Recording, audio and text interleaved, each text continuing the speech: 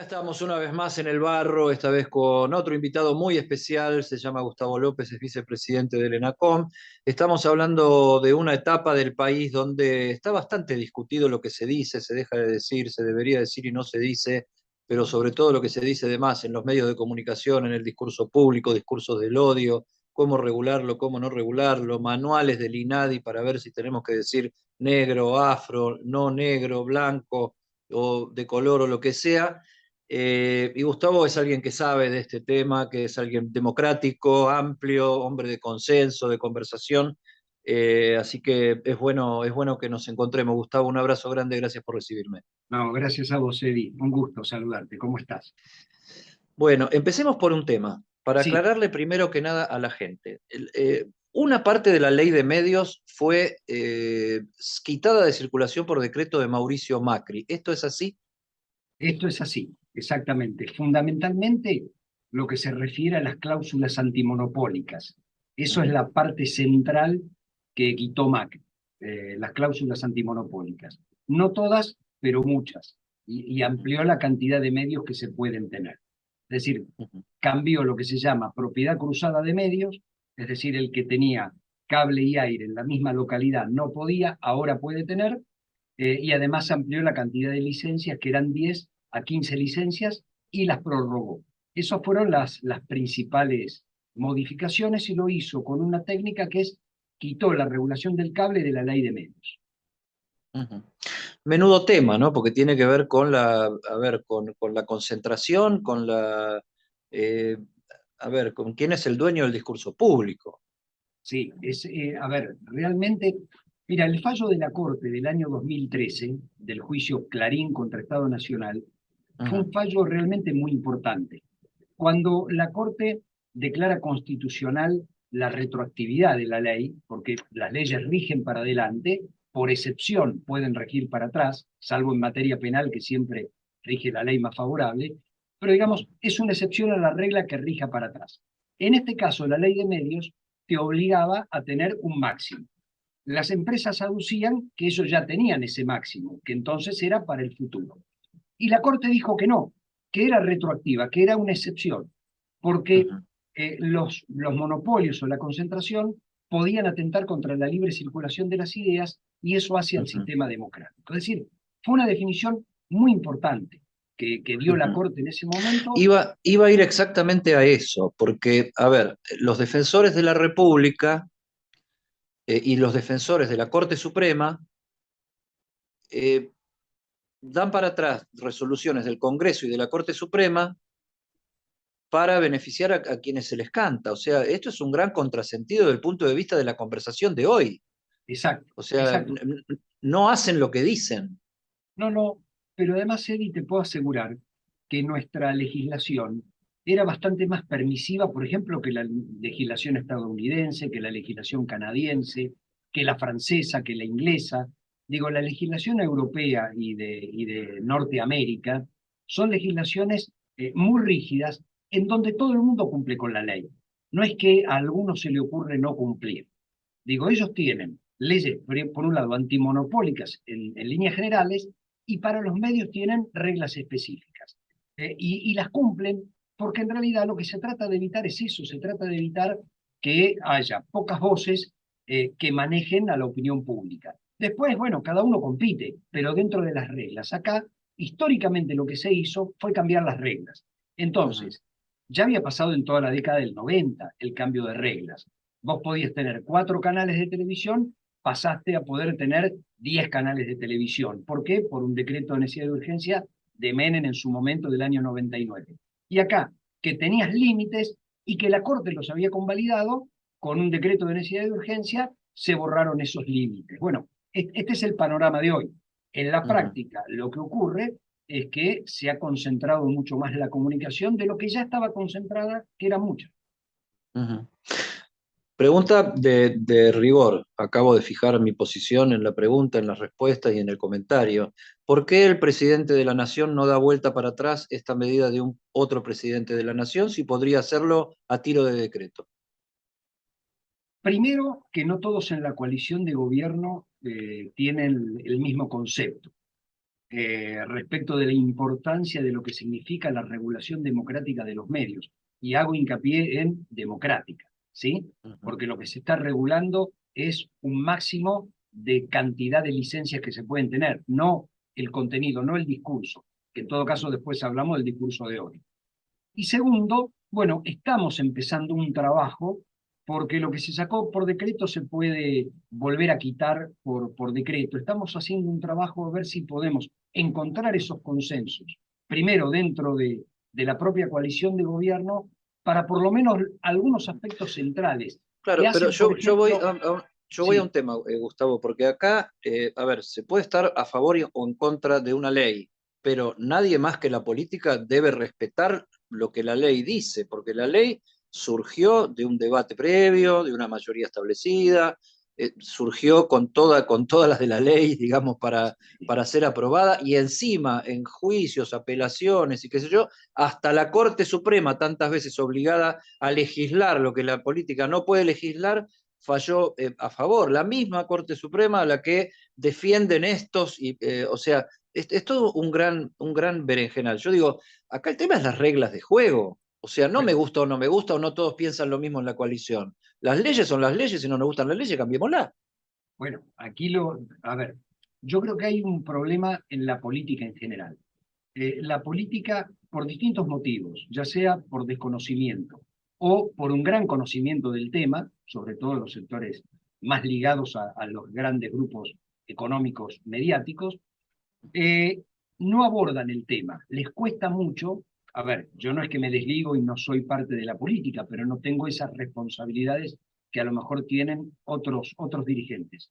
Nunca se terminó de comprender la importancia de la regulación democrática de los medios que hace a la calidad del sistema democrático.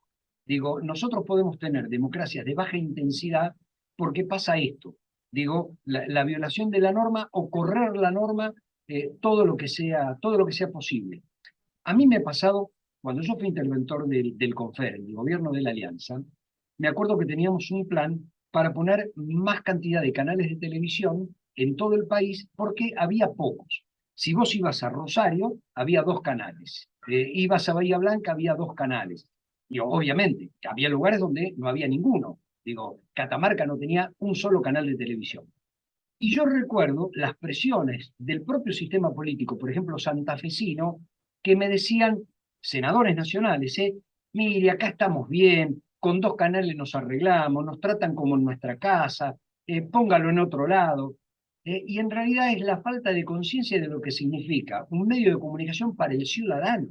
Digo, porque hay un otro, que es el ciudadano, que tiene derecho a la comunicación, a saber, a informarse y a tener la mayor pluralidad posible. Bueno, Sí, esto, el sujeto de la información y de la libertad de expresión es la sociedad, no es el emisor de la información, o sea, es la sociedad teniendo que tomar decisiones de buena calidad, accediendo a información de la mejor calidad posible. exacto, pero hay un concepto viejo del siglo XIX que era el emisor. Y hay un concepto mucho más moderno del siglo XX, que ya lleva 60, 70 años, la Convención Americana de Derechos Humanos, que el sujeto último es el ciudadano, no es el emisor. Está prohibida la censura previa, sí, correctísimo, pero hay un derecho del otro a poder informarse, incluso a Sí, la veracidad. pero aún en eso el protegido final es el receptor, no es el Exacto. emisor. Bueno, entonces a veces no se termina de entender y obviamente hay muchos intereses en juego aquí, digo, Claro. intereses económicos, pero también hay muchos intereses políticos. Digo, la conformación de la opinión pública a través de un discurso cerrado, cuando vos tenés 7 contra 1 en la proporción o 6 contra 1, hace que baje la calidad de la democracia. Y sobre todo en un momento, bueno, vos sos un gran profesional, el periodismo del siglo XXI es más parecido al del siglo XIX que al del siglo XX. En el siglo XX, la profesionalización de esta actividad Ujú. permitió que los grandes diarios del mundo, la línea editorial, digo, los dueños del capital no influían a lo mejor en los periodistas, en el secretario de redacción, digo, había normas internas y códigos de ética que le impedía al dueño del capital meterse en la línea editorial. Hay respeto por la opinión de los periodistas que no le pueden censurar una nota. En el siglo XIX era tribuna de doctrina. Y en el siglo XXI parece que también es tribuna de doctrina, que se va perdiendo esa profesionalidad y bueno, y se va convirtiendo en otra cosa. Eso uno desde el Estado no lo puede impedir, porque en todo caso es un problema de la profesión. Ahora, desde el Estado lo que hay que hacer es abrir el abanico para garantizar la diversidad. Eso es lo único que nos da pluralidad. Si vos atentás contra la diversidad o contra la pluralidad porque no tenés cláusulas antimonopólicas y hoy es imposible competir, bueno, terminás con una democracia de baja intensidad porque la Ujú. comunicación está monopolizada. Ahora bien, la comunicación está monopolizada. Ahora, la comunicación, a ver, hay una batalla permanente por el control de la comunicación, o sea, por ver qué se dice, qué no se dice, qué se puede decir y qué no se puede decir.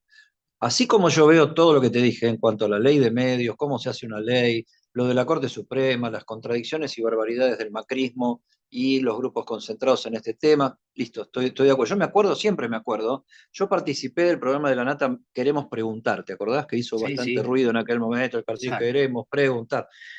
Cuando la Corte Suprema avaló la ley de medios, la vocera de la Corte Suprema ofrecía al presidente de la Corte y todos los miembros de la Corte para que hablaran en los medios, y los medios del Grupo Clarín no querían preguntar.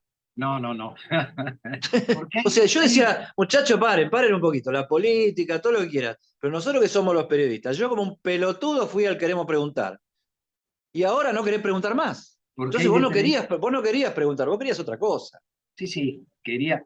En realidad, muchos medios no quieren que se hable de los medios, no de ese en particular, sino que se pongan en debate las cosas que suceden.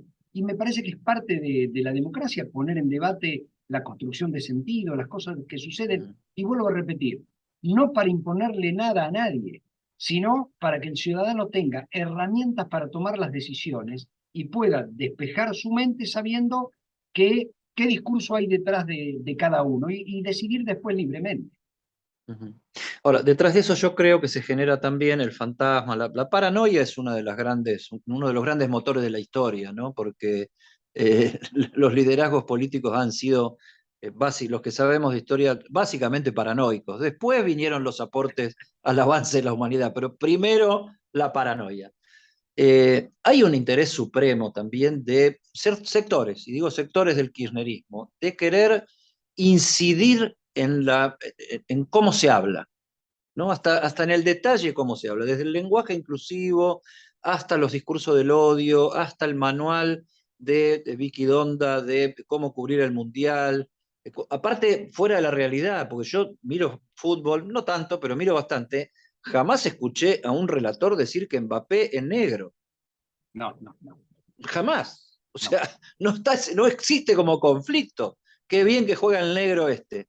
No, en los años 50 puede ser que mi abuelo le dijera de eso de Pelé, pero me parece que hoy estamos en otra Sí, sintonía sí, sí, sí, sí. absolutamente distinta. Me parece que hay una vuelta de rosca donde se confunden los términos y se termina perdiendo la pelea por exceso de argumentación, por sobreargumentación. O Bueno, sea, por boludez, perdóname. no, no, yo creo que sí, yo creo que eso sucede.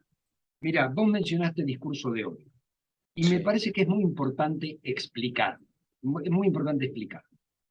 Nosotros somos ente regulador desde el ENACOM y básicamente nos manejamos con leyes, es decir, ley de servicio de comunicación audiovisual, algunas otras leyes que tienen que ver con la protección de los niños, niñas y adolescentes, horario de protección al menor, las convenciones internacionales de violencia contra la mujer o discriminación, y básicamente la Convención Americana de Derechos Humanos.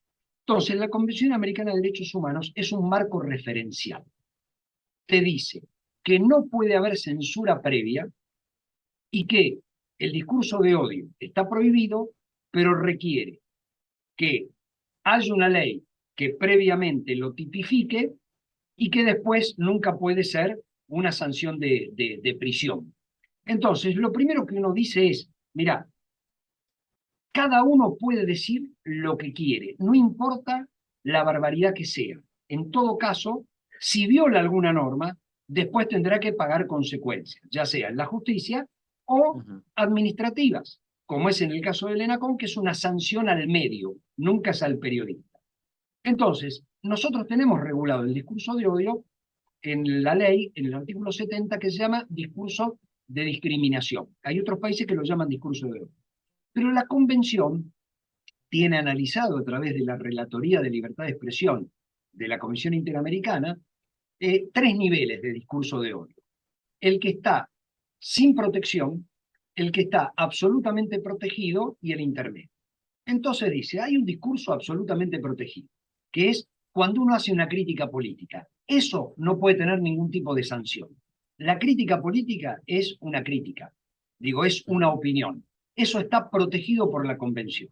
Lo que no tiene ninguna protección es la incitación a la violencia.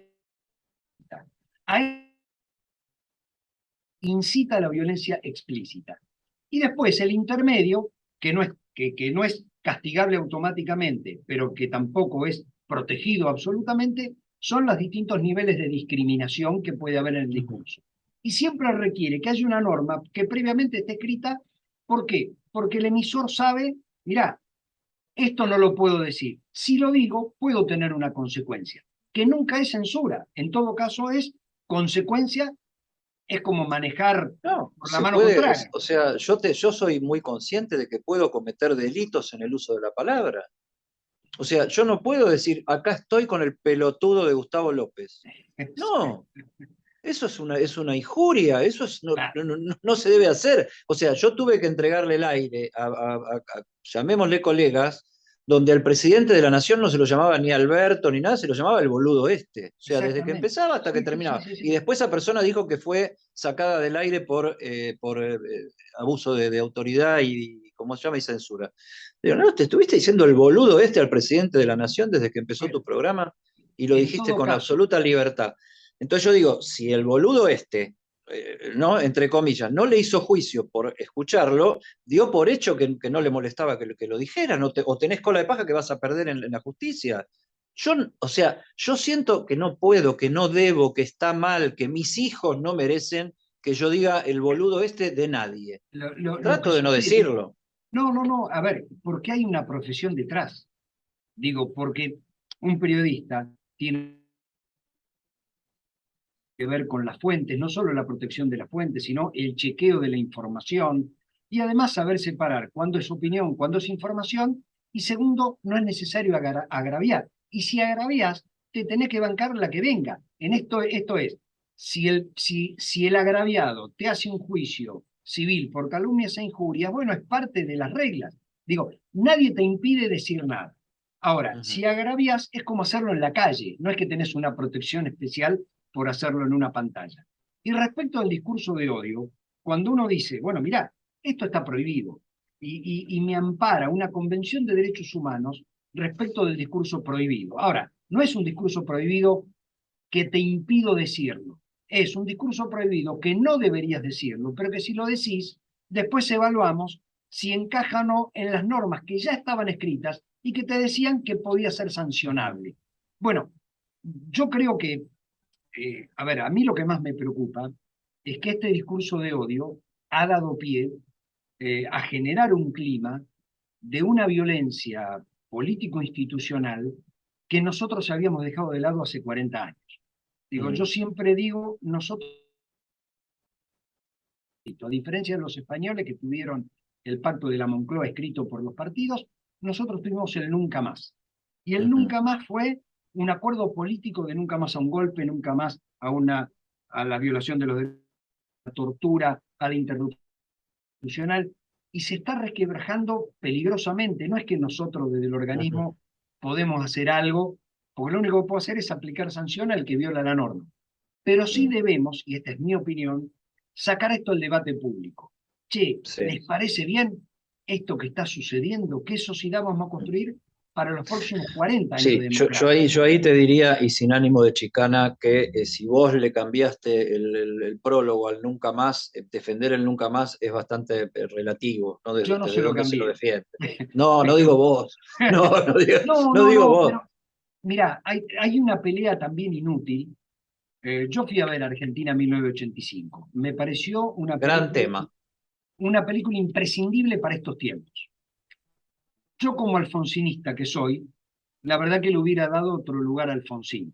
pero esta es mi opinión, y ayer lo hablaba con un amigo, y digo, bueno, se han escrito muchas críticas a favor, en contra, ninguna, por suerte, dijo qué mal el juicio, nunca debió haber Claro, ocurrido.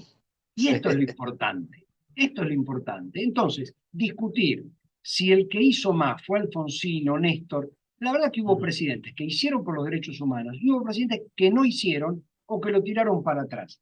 Y la verdad que por suerte hemos vivido ese proceso, por suerte fue el juicio, el nunca más, cambió la historia de la democracia argentina. Nosotros veníamos de golpe en totalmente, golpe. totalmente. Te voy a contar lo que me pasó a mí con Alfonsín en la película 1985, que yo creo que debería ser obligatoria en los colegios y universidades, junto con otras Sí, bibliografías, pero me sí. parece que es tan fácil de entender que merece abrir el debate, incluso por estas cosas de quien quiera utilizar la historia para usarla en la actualidad, cosa que no es mi manera de ver la historia, pero bueno.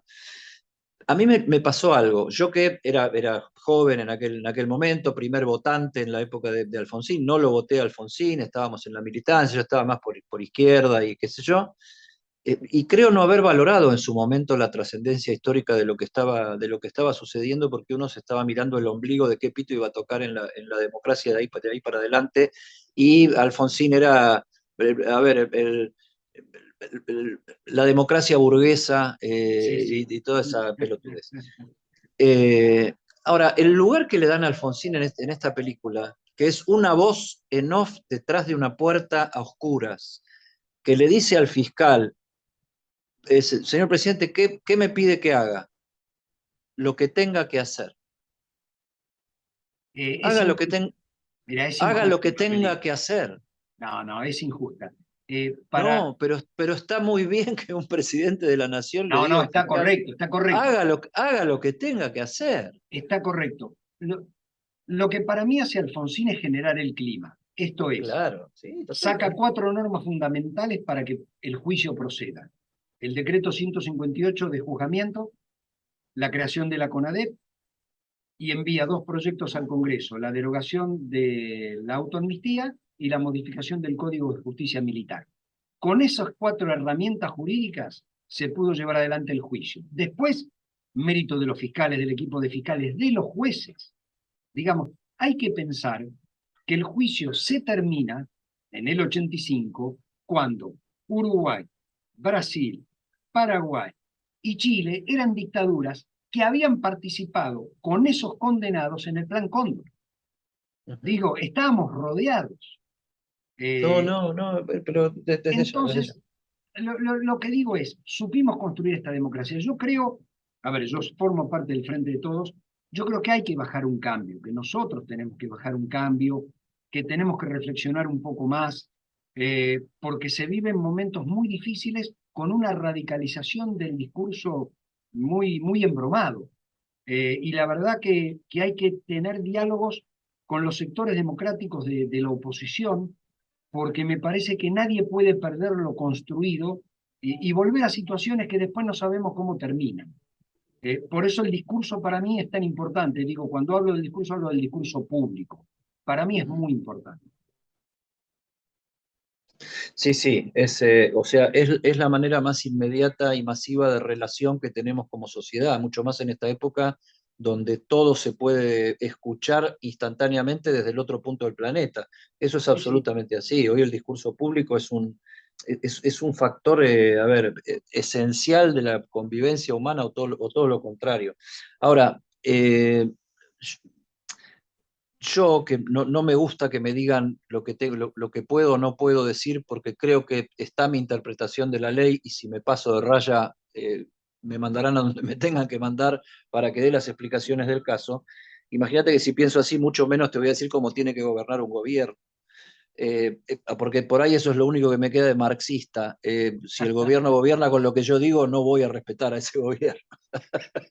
Pero no, fuera de joda lo que planteo es esto. Por ahí tienen que elaborar un discurso público que redefina la lógica del amigo y el enemigo, porque eso hizo daño. Cuando vos decís bajar un cambio y cuando vos decís los medios, los periodistas, el discurso público, hay mucha gente que está peleando por otra cosa, por establecer el discurso público de otra manera. Pero yo no tengo ganas de que me digan cómo lo tengo que hacer porque considero que soy maduro, grande, civilizado, democrático.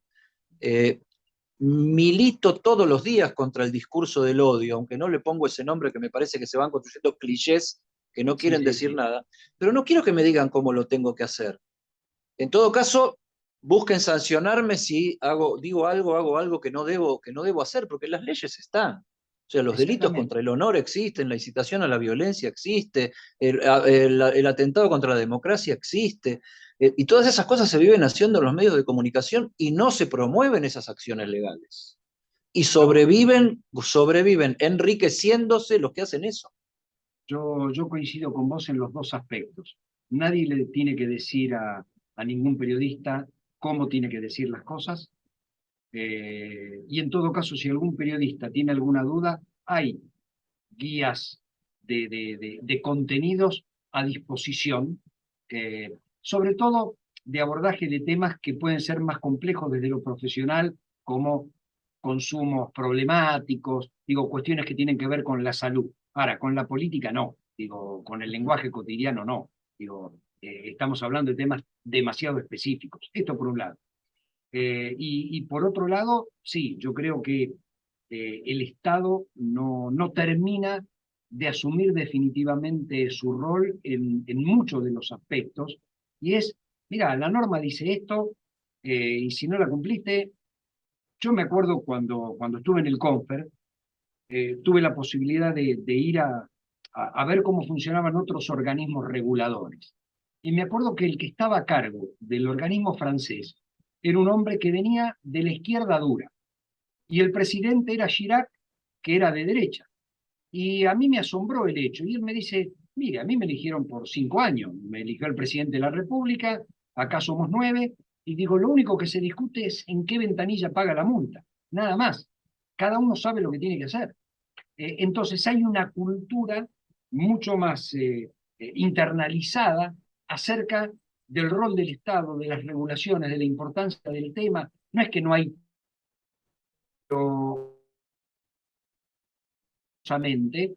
bueno, y por eso también hay una valoración muy positiva del Estado y de muchas instituciones. Digo, la BBC se financia poniendo plata a la gente y a nadie se le ocurre dejar de poner, porque es de ellos, digo, la sienten propia.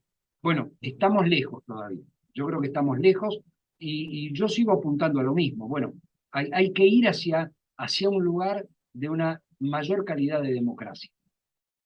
Totalmente, totalmente. Y como sé que promueven cosas todo el tiempo, te lo digo en público, no hemos tenido posibilidad de conversarlo.